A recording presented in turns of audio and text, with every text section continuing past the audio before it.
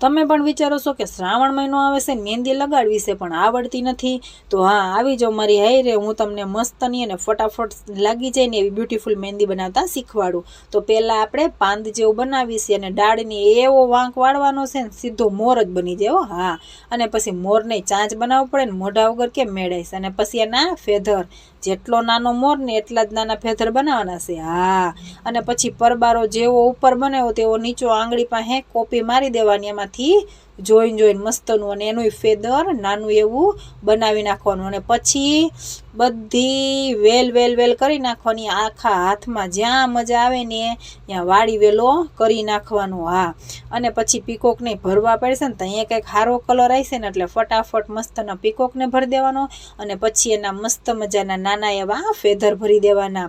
Feather ભરીને અને પછી હાલો મસ્ત મજાની તમને પત્તી બનાવતા શીખવાડું। પત્તીમાં કાંઈ કરવા નથી, લાંબુ એવું જરાક ટપકું કરીને અને પછી એને ઘસી નાખવાનું છે, જોઈ લ્યો, અને મસ્તની પત્તી લાગવાની છે। જો આવી રીતના આમ ઘસવાનું છે, કાંઈ નથી કરવાનું। અને પછી બીજા પીકોકને ભરવો પડશે ને એને થોડો ભૂલી જવાનો છે, નકર એમાં કલર શેનો આવી છે। અને પછી સીધી આંગળી બનાવી નાખની, એક ઘાટી લાઈન આપવાની ને 4 આછી લાઈન આપીને સ્કેલઅપ આપીને અને હાટ જેવું કરીને અને પછી પરબારા ચારેનો, હા જે અંગૂઠો બાકી છે મેં દી પૂરો કરી નાખવાનો। જોઈ લો આપણો ફાઇનલ છે ને મસ્તનો હાથ આવો જ છે। એકવાર ટ્રાય મારજો, જરૂર બની જાય હો। તો બાય બાય, સબસ્ક્રાઈબ।